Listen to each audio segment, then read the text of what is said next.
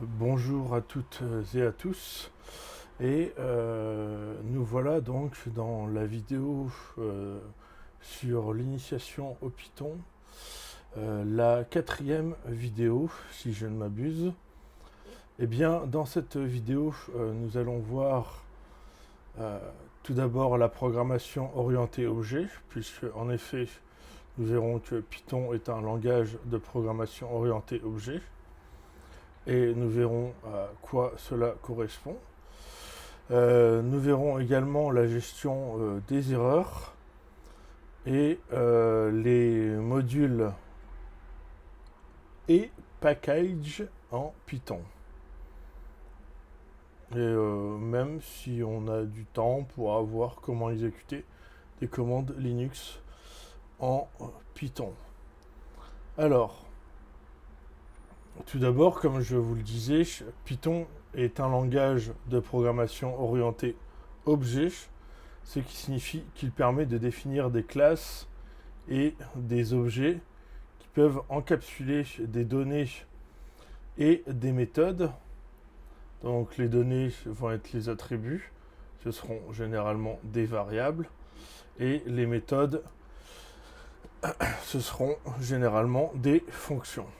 Alors, donc, on va commencer par créer ici une classe animal. Donc, alors, une classe, c'est un modèle ou un plan qui va permettre de définir les attributs, donc les variables, et les méthodes, donc les fonctions, d'un objet.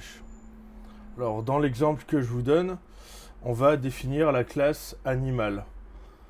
Et de manière générale, une classe est définie à l'aide d'une majuscule. Donc on met bien A majuscule animal. Deux points. Hop. Et là, tout de suite. Alors, oui aussi, peut-être préciser que le mot classe, CLA2S, est utilisé pour définir une classe suivie du nom de la classe et des deux points, donc les fameux deux points qu'on a déjà ultérieurement utilisés. Alors, là, nous allons définir une fonction, enfin, c'est une méthode, et c'est même la méthode spéciale, donc underscore init underscore. Alors, en fait, la méthode spéciale underscore init underscore est un constructeur de classe. Elle va être appelée automatiquement lorsqu'un nouvel objet sera créé à partir de la classe. Par exemple, là, animal, on pourra créer l'animal chien ou l'animal chat, n'est-ce pas? Et cette méthode spéciale underscore init underscore permet d'initialiser les attributs de l'objet. Alors, ensuite, elle va prendre comme paramètre self. On va expliquer tout de suite que signifie ce self, même si vous en avez déjà une idée. Donc self nom et l'espèce. Voilà, deux points, puisque c'est une méthode, donc une fonction.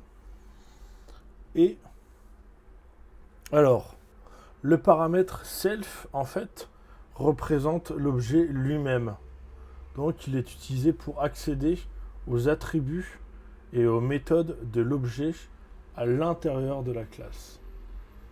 Par exemple, je vais pouvoir faire un self.nom, donc pour définir l'attribut nom de self, donc en fait de l'objet qui appartiendra à la classe animal, et ce sera donc nom, puisqu'il est en paramètre ici. Donc je vous laisse imaginer que lorsque l'on va construire notre objet de la classe animal, on va lui donner un nom. Alors, voilà pour ceci.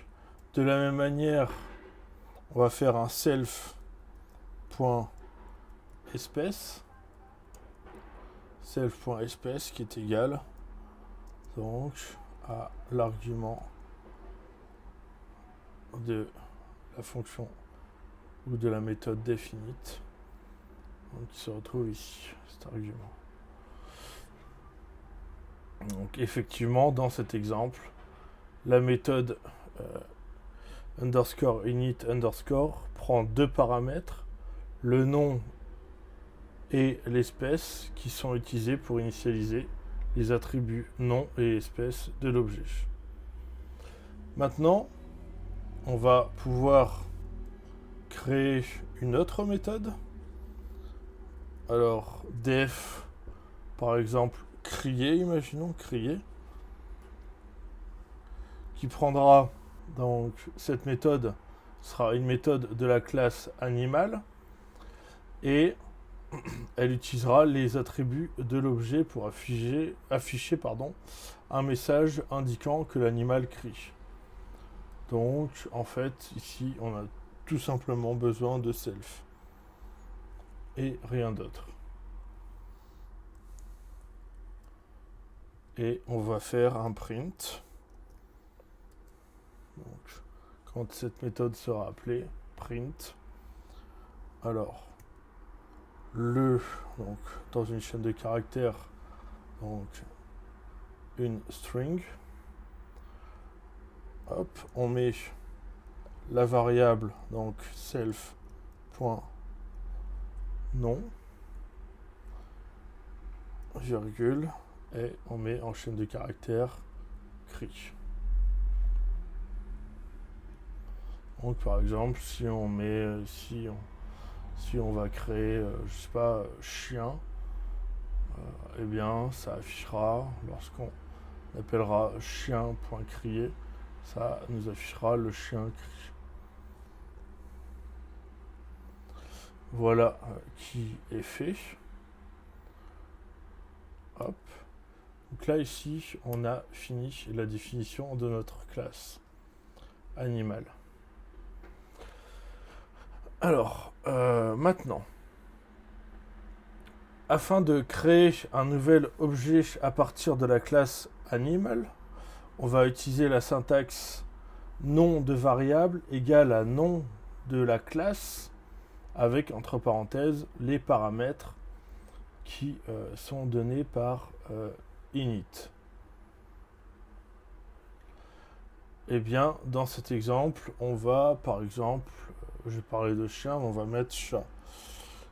Effectivement, pour ce qui est de crier, c'est plutôt les chats. Donc, on va créer un animal chat. Donc, en fait, un objet de la classe animal. Animal avec une majuscule. Hop. Et qui prend comme paramètre donc chat, c'est le nom, et l'espèce, c'est-à-dire que c'est un félin. C'est peut-être pas très précis, mais c'est pas ce qui nous importe. Ce qui importe, c'est que vous compreniez. Alors, animal takes no argument. Hop. Donc, je me suis peut-être emballé. Et animal is not defined. Did you mean animal? Ah oui, je vois où est l'erreur. Alors, je vois où est l'erreur. On va la corriger tout de suite. Et en fait, on va donc classe animal. Après, on avait fait un def underscore init. Et en fait, c'est underscore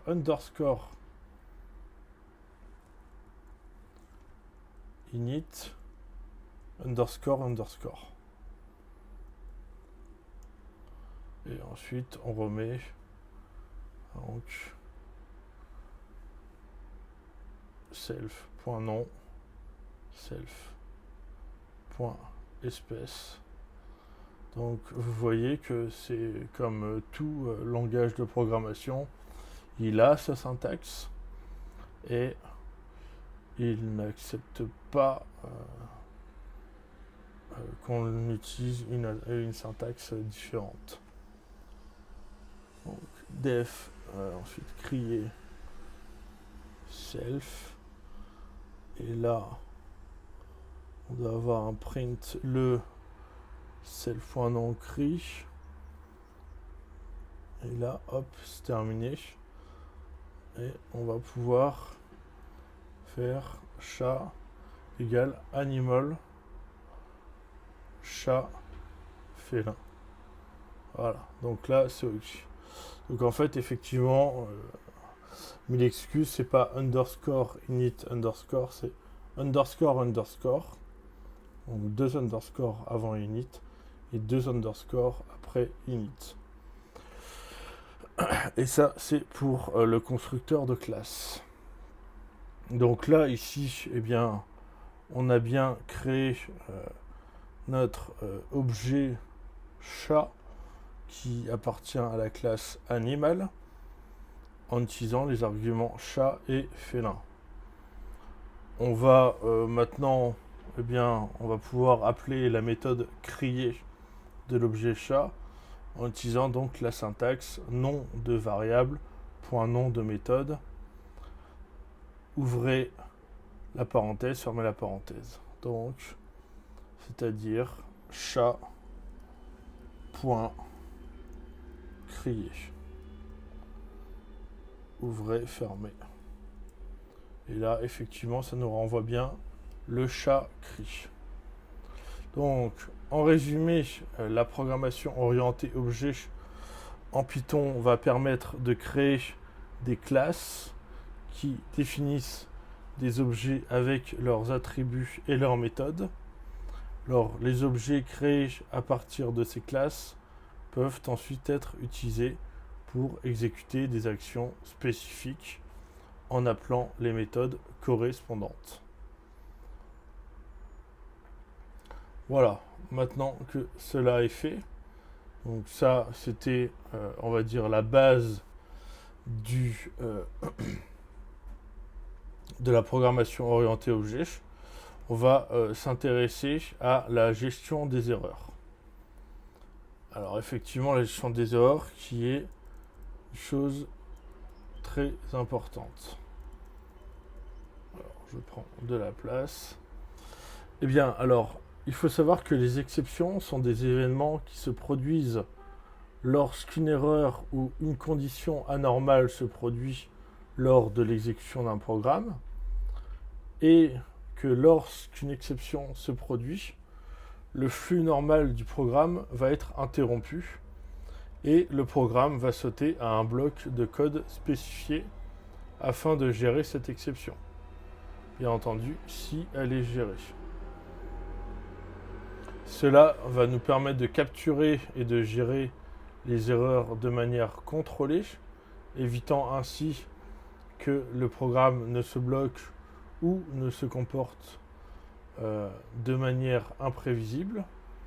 Et il faut savoir qu'en Python, la gestion des exceptions est réalisée à l'aide de blocs try, donc try, on essaye, et except, donc exception, donc c'est une exception. Alors, le code potentiellement problématique est placé dans un bloc try, et les blocs except suivants vont spécifier comment traiter les exceptions spécifiques qui peuvent se produire. Elles ne se produiront pas forcément, mais elles peuvent se produire.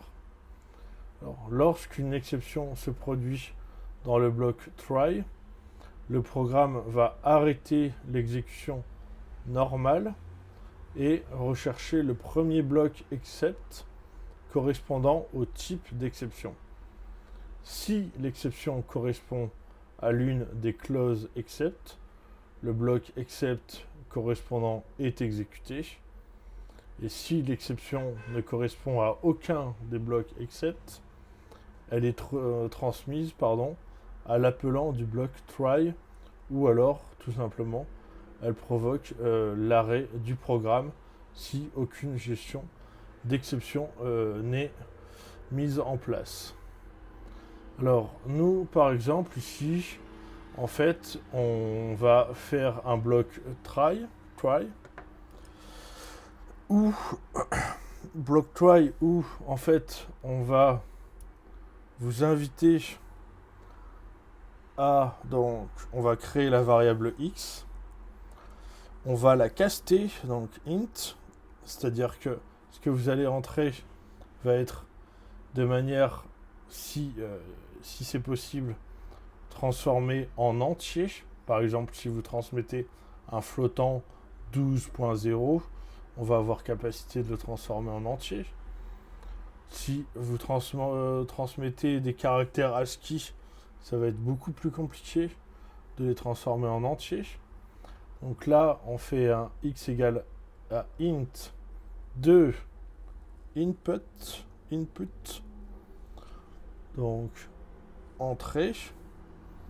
Donc ce sera à vous, et je le ferai ici, entrer un nombre. Donc déjà, on voit que il va falloir que ce nombre soit un entier ou alors soit facilement cast en entier. De la manière y égale à int, entre parenthèses, input de entrée un autre nombre.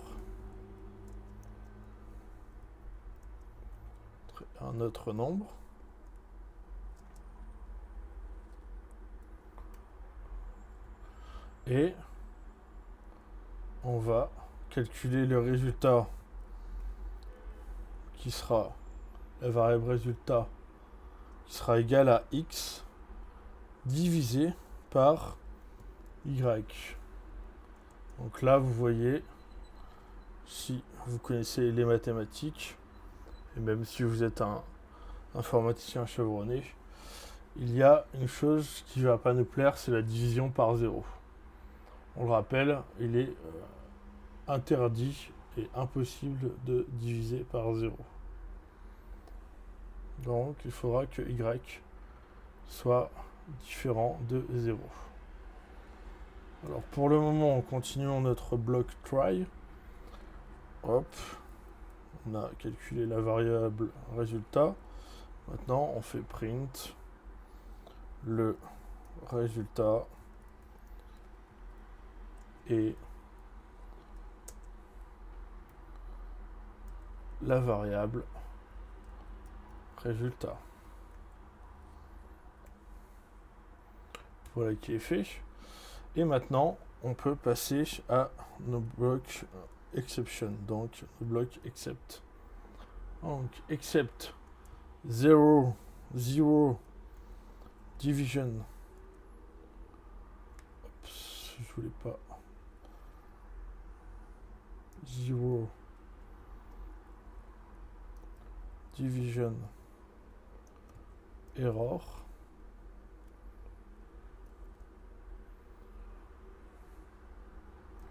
Bien, s'il y a un problème de division par 0, on va faire un print erreur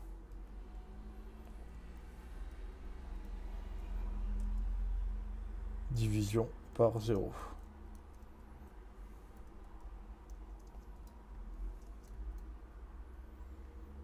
Alors vous verrez que c'est vraiment très important de gérer les erreurs quand on réalisera des programmes plus complexes.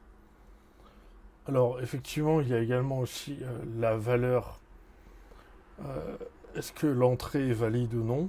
Parce que on demande à avoir des entiers, des integers, int.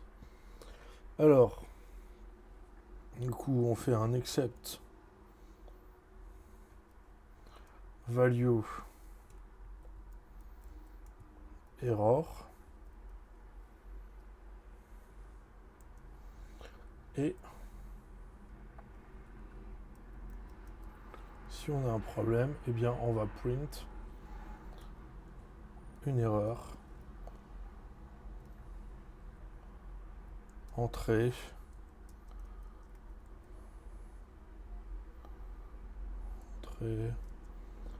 je préfère utiliser de l'ASCII, pas de l'UTF. Hop, entrée invalide. Voilà. Hop. Hop. Maintenant, il nous demande d'entrer un nombre. Alors, ce sera X. Donc, imaginons j'entre 12 et Y. Donc, rappelez-vous, le résultat, ce sera 12, enfin, ce sera X divisé par Y. Donc, si je mets 6, normalement, il n'y a aucun problème. Ce sont deux entiers, il n'y a pas de division par 0. Ça va nous retourner le résultat 12 divisé par 6, à savoir 2. Donc le résultat est bien de 0. Maintenant, alors effectivement, désolé, il faut tout réécrire parce que, encore une fois, j'utilise pour le moment l'interpréteur de commande, mais nous, bien entendu, nous réaliserons nos programmes sur des IDE ou autres, ou par exemple VI, et ensuite nous les passerons à Python. On pourra les exécuter soit en faisant un chmod plus X et faire un point slash, ou soit en faisant Python 3 du programme. Et c'est pour le moment, puisqu'on est encore à l'initiation. Donc là, en fait, je ne fais que entrer de nouveau ce qui a été fait précédemment. Tac. Du coup, c'est un peu long. J'aurais pu faire un copier-coller qui ne serait pas passé. Et on accepte value error.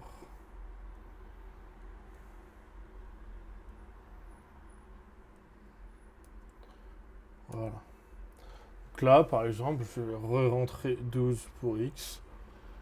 Et Y, je vais lui mettre 0. Donc 12 divisé par 0. Normalement, il devrait y avoir une erreur. Voilà. Erreur. Division par 0. Donc, effectivement, ça nous souligne une erreur. Donc, ça, ce que l'on vient de voir, c'est très important. Maintenant, je propose qu'on passe au module, enfin en tout cas si tout ça est compris.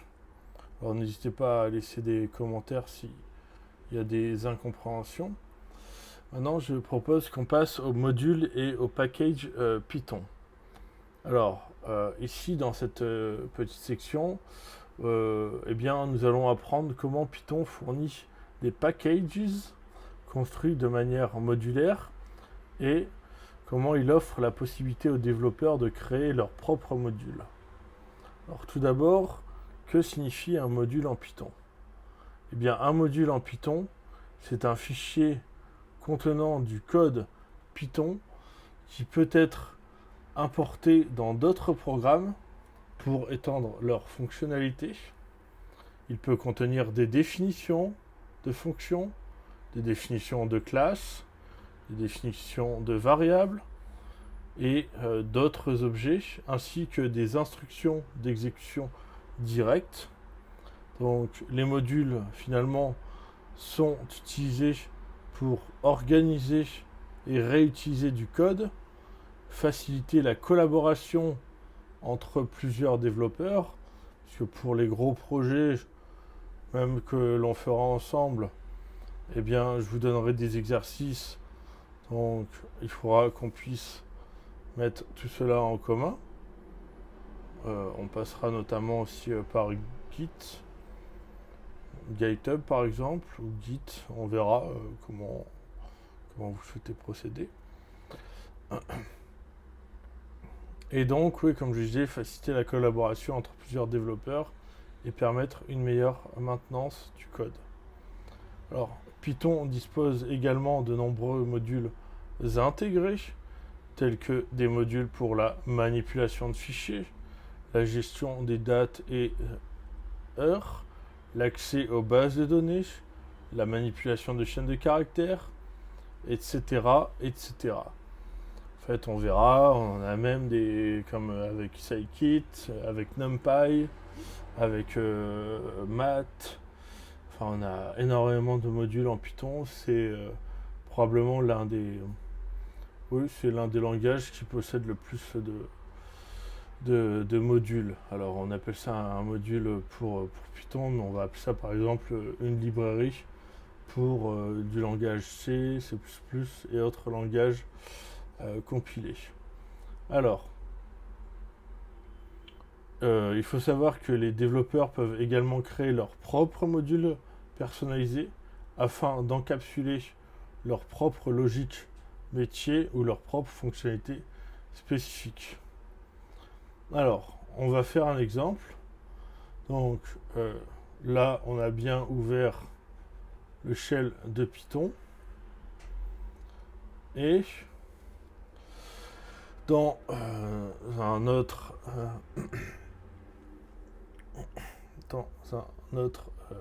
terminal, on va en fait se rendre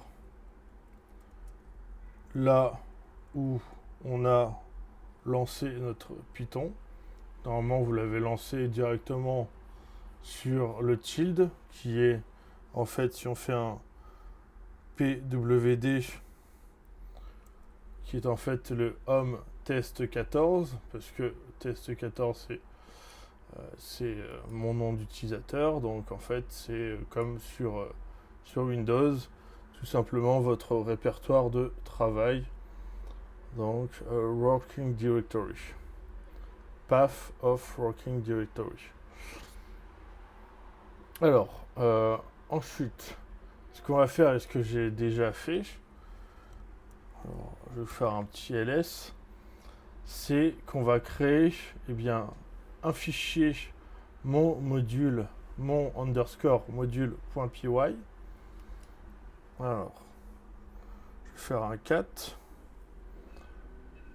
Non, je vais faire un vi. Mon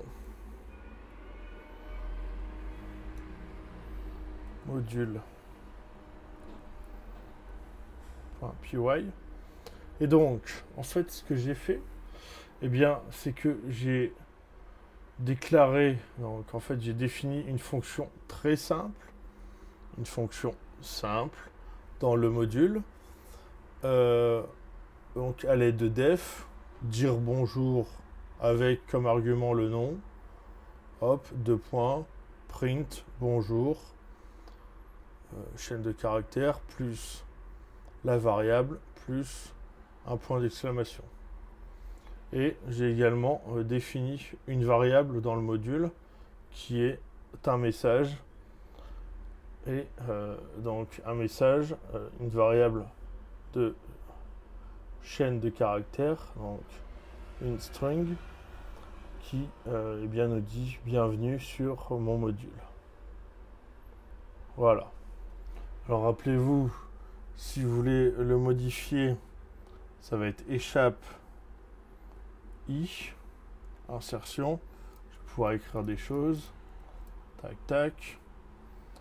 Si je fais un échappe, que je fais dd, ça va supprimer la ligne.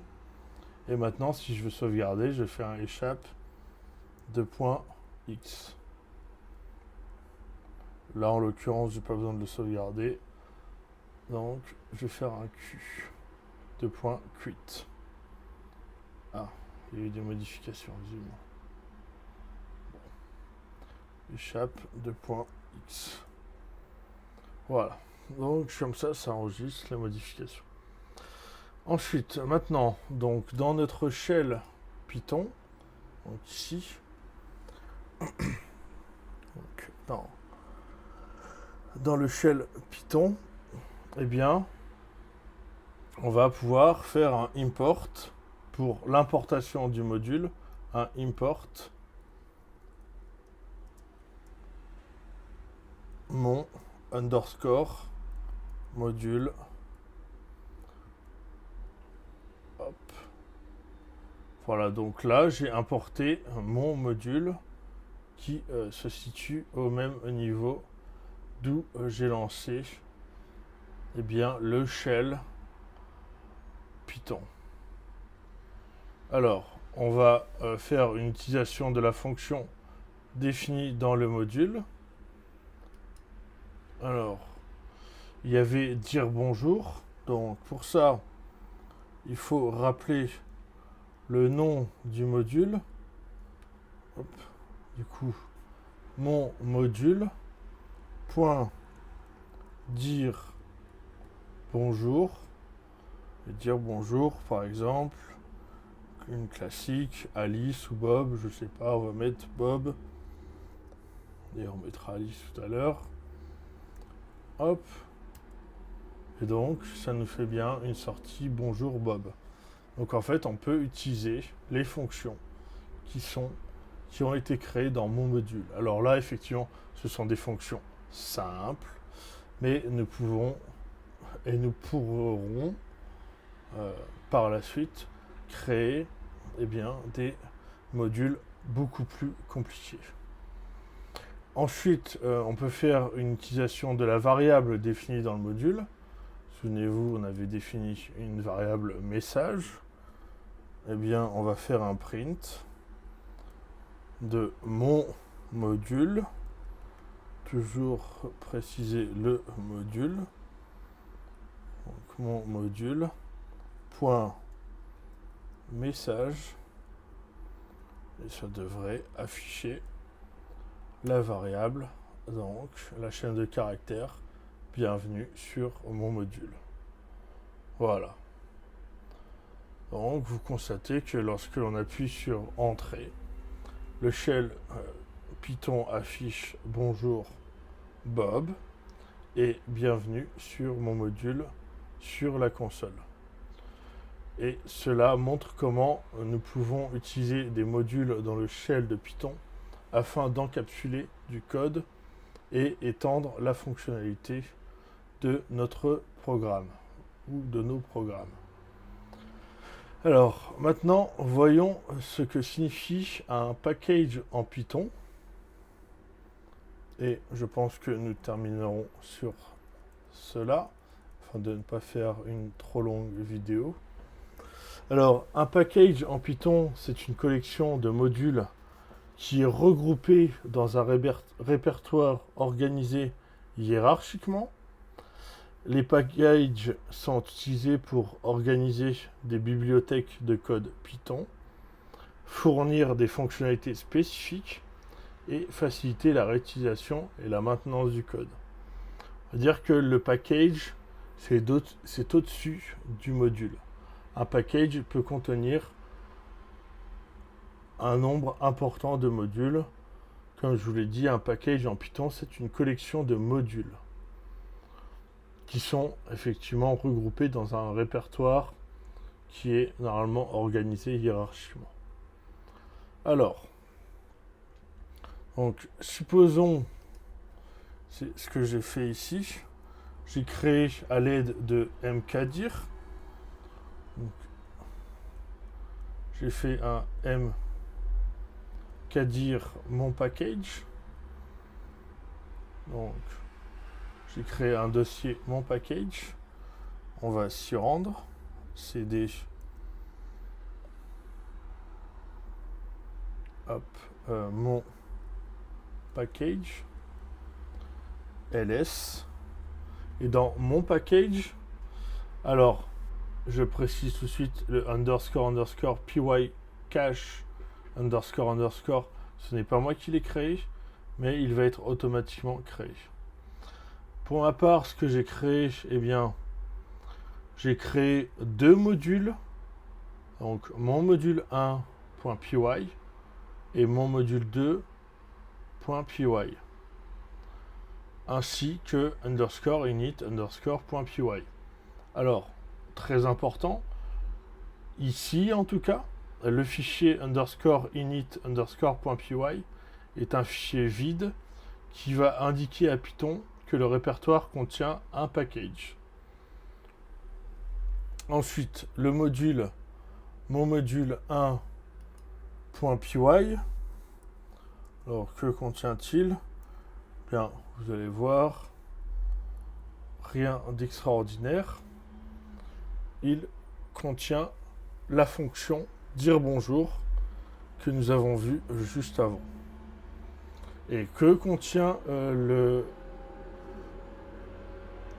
fichier Python mon module 2.py? Eh bien, il contient la variable message. Message égale bienvenue sur mon package. Alors, maintenant, pour utiliser ce package, eh bien, nous pouvons créer un script Python ou, encore une fois, utiliser la console. Et vous verrez au fur et à mesure que la console se deviendra rébarbatif, que on préférera faire des fichiers Python. C'est d'ailleurs ce que nous ferons dans les prochaines vidéos, notamment une vidéo où on réalisera un exercice de mathématiques à l'aide de Python et une autre vidéo où on fera vraiment, eh bien, on utilisera exactement tout ce que l'on a appris dans les vidéos d'initiation. Après, c'est à moi de décider dans quel ordre elles vont sortir, mais de toute manière, elles sortiront et vous pourrez les visualiser, vous, dans l'ordre que vous souhaitez. Alors, pour utiliser donc ce package, on pourrait créer un script Python qui importe les modules du package, mais on va se cantonner donc à la console. Donc, on va faire une importation du module mon module 1 à partir du package mon package. Donc, from mon package, hop, from mon package, import mon module 1. Effectivement, cette fois-ci, il faut préciser que ça nous provient de mon package, ce module 1. Voilà. Et maintenant, on va faire une importation de la variable message. Donc, en important le module, mon module 2 du package, mon package. Donc, encore une fois, from mon package, donc toujours from le package, importe le module. Donc, from mon package, import mon module 2. Et on va pouvoir faire comme tout à l'heure. Bon, je vous avais promis, parce que Alice et Bob vont souvent ensemble lorsqu'on parle de cryptographie, d'échange de clés. Eh bien,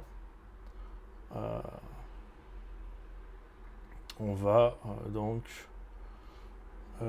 j'aurais même pu mieux faire. J'ai mis from mon package import mon module 2.